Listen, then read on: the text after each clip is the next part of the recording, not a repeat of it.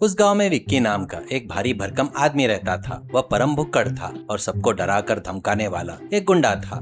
गांव में अगर कोई अच्छे खाने की चीज खाते हुए या बेचते हुए दिखाई देता तो बस वो वहां पहुंच जाता, उन्हें डरा धमका कर वह चीज छीनकर खा जाता।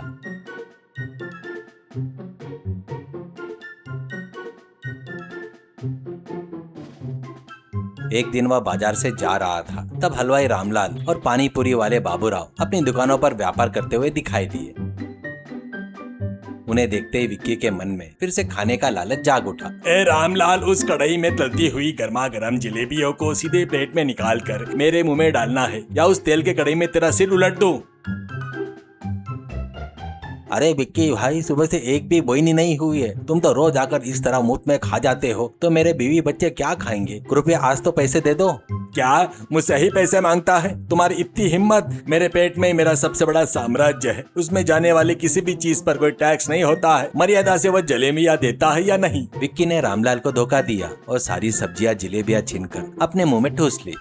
उसके पास ही पानीपुरी बेच रहा बाबूराव यह देखकर कांप उठा, लेकिन विक्की ने उसे भी नहीं छोड़ा। विक्की भाई, इसमें बिल्कुल मसाला नहीं है, यह बहुत तीखी है। आप जैसे बड़े लोग के खाने लायक ये नहीं है, प्लीज मुझे छोड़ दो। क्या तीखी है तो मुझे भी पसंद है रे बाबूराव। तू प्लेट देता है या तेरे ठेले को बाजार में फेंक दूं? विक्की ने बाबूराव के हाथ से पानीपुरी का कटोरा छीन लिया और एक ही बार में 5-6 पूरियां मुंह में ठूस ली। उसकी इन हरकतों को न झेल पाने के कारण गांव के लोग जब भी उसे आता देखते, अपने खाने पीने की चीजें छिपा देते। इसके अलावा विक्की की आदत बन चुकी थी कि गांव में कहीं भी शादी हो, बिन बुलाए वो वहां पहुंच जाता। वहां चुपके से रसोई में घुसकर जो कुछ भी वहां होता उसे खाकर बर्तन को खाली कर देता।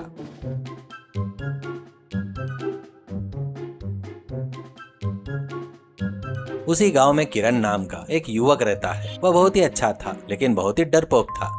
अगर कोई जोर से बात भी करते तो वो डर से कांप उठता था, ऐसा उसका स्वभाव था। एक दिन किरण बाजार में खड़ा होकर चाव से एक बड़ा केला खा रहा था। उसे विक्की देखकर जलेबी और पानीपुरी खाए हुए पेट के साथ जोर से चिल्लाते हुए किरण के पास आया। क्या रे किरण, मुझे देखकर भी बिना छिपाए अकेले अकेले केला खा रहा है? वो केला इधर ला। अरे विक्की भाई, सुबह से मेरा पेट ठीक नहीं है, इसलिए मैं बस एक केला खा रहा हूँ। प्लीज मुझे छोड़ दो, कम से कम इसे तो मत छीनो। तेरा पेट ठीक है या नहीं तो मैं क्या करूँ यार? मेरा पेट तो ठीक है ना, चल इधर दे। विक्की ने किरण की एक ना सुनी और उसके हाथ से केला जबरदस्ती छीन लिया और खा लिया।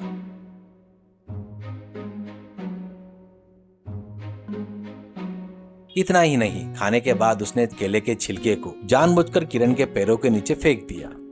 किरण ने ध्यान नहीं दिया और जैसे ही अपना पैर आगे बढ़ाया तो उसका पैर उस छिलके में पड़ गया और वह फिसलकर धड़ाम से नीचे गिर गया। यह देखकर विक्की ठहाके मारकर हंसने लगा।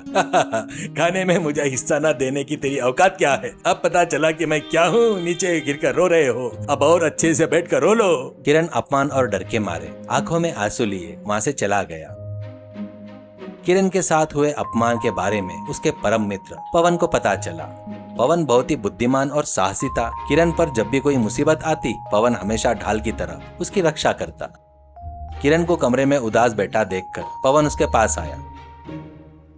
क्या हुआ? चेहरा क्यों ऐसे बना रखा है? क्या फिर से उस विक्की ने कुछ कहा है? हाँ पवन, उसने न सिर्फ मेरा केला छीनकर खाया, बल्कि छिलका नीचे फेंककर मुझे गिरा दिया। पूरे गांव मुझे देखकर हंस रहा था। मुझे उससे बहुत डर लगता है। हम उसके मामले में नहीं पड़ सकते। तुम बिल्कुल मत डरो। उस विक्की को गांव में किसी का डर नहीं रह गया है। उसकी भुक्कड़ आदत ही उसकी सबसे बड़ी कमजोरी है। उसी का उपयोग करके हमें उसे ऐसा सबक सिखाना होगा जो वह कभी भूल ना सके, तभी वह सीधे रास्ते पर आएगा। नहीं पवन, वह बहुत बलवान है। अगर हमारा प्लान उल्टा पड़ गया तो मुझे मार मार कर जान से खत्म कर देगा। मैं हूं ना किरण, वह तुम्हारा बाल भी बाका नहीं कर पाएगा। आज रात हमारे गांव के एक बड़े बुजुर्ग के घर में शादी का उत्सव है। उस शादी में विक्की बिना बुलाए चोरी छिपे जरूर आएगा। मैं तुम्हें एक प्लान बताता हूँ, तुम वहाँ मेरे कहे अनुसार ही एक्टिंग करना। पवन ने एक बहुत ही बढ़िया और मजेदार उपाय सोचकर किरण के कान में बताया। उस प्लान को सुनने के बाद किरण के अंदर थोड़ा साहस जाग गया।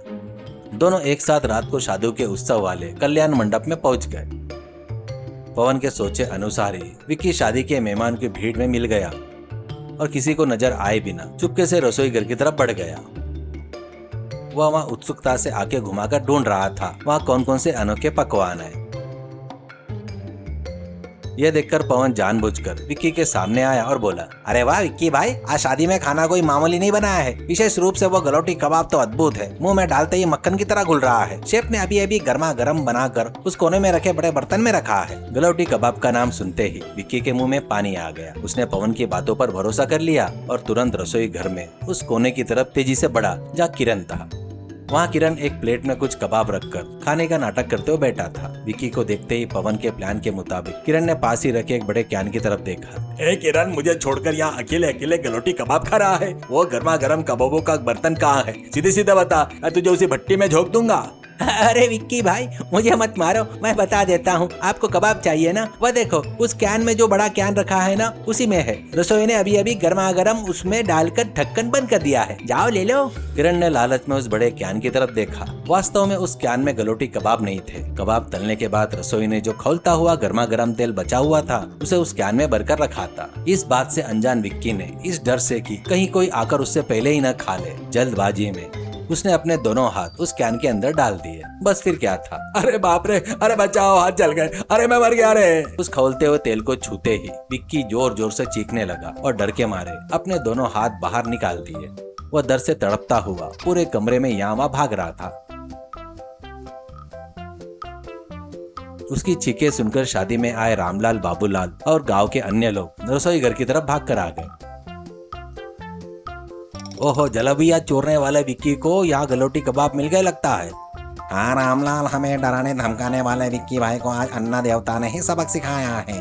डर से चिल्लाते हुए विक्की को देखकर किरण को पहले तो लगा कि उन्होंने उसे सबक सिखा दिया, लेकिन तुरंत उसके दयालु मन में विक्की के लिए दया जाग गई। गलती करना मानव स्वभाव है, उसे प्यार से सुधारना चाहिए। किरण को यह बात याद आ गई। भले ही विक्की ने सबको रुलाया था, लेकिन इस समय वह जिस दर्द में था उसे किरण देख नहीं पाया।